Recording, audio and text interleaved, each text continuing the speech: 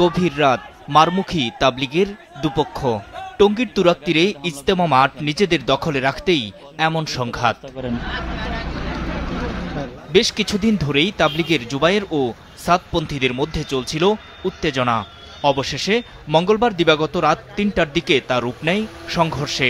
ঘটনার পর হতাহতদের টঙ্গীর আহসানুল্লাহ মাস্টার জেনারেল হাসপাতাল সহ বিভিন্ন হাসপাতালে নেওয়া হয়। আহত অনেকে বড় ধরনের জখম হয়েছেন। আমাদের যে 5 দিনের জোর 20 তারিখ থেকে এই জোরের জন্য সাথীরা না আসতে পারে, এই জন্য তারা খুব চেষ্টা বিক্রি করছে। যে সমস্যা প্রতি বছর আমাদের করে, প্রতি বছর তারা আগে ইজতেমা করে আমাদেরকে পরে দেয়, এই সমস্যাও যেন বাংলাদেশে যে দায়িত্ব থাকে সরকার, সে যেন আমাদেরকে এই ভালোভাবে এটা আগে করতে দেয়।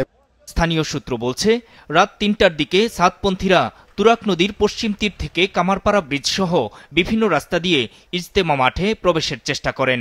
এ সময় তাদের প্রতিহত করতে মাঠের ভেতরে আগে থেকেই অবস্থান নেওয়া জুবায়েরপন্থীরা ইটপাটকেল নিক্ষেপ করেন। এমন পরিস্থিতিতে হামলা পাল্টা হামলায় গোটা ইজতেমা মাঠ এলাকা পরিণত হয় রণক্ষেত্রে। অল্প কিছু লোক তাদের ভিতরে ছিল যারা প্রতিহত করার জন্য চেষ্টা করছে এবং আমাদের কিছু সাথী আহত হয়েছে। পরিস্থিতি নিয়ন্ত্রণের চেষ্টা করে আইনশৃঙ্খলা বাহিনী। সংঘাত বন্ধ হলেও পরিস্থিতি শান্ত রাখতে পুলিশ কাজ করছে বলে জানিয়েছেন টঙ্গী পশ্চিম থানার ওসি ইস্কান্দার হাবিবুর রহমান। একই সঙ্গে মোতায়েন করা হয়েছে সেনাবাহিনী ও বিজিবি। নূর মোহাম্মদ, মাছরাঙ্গা নিউজ ডেস্ক।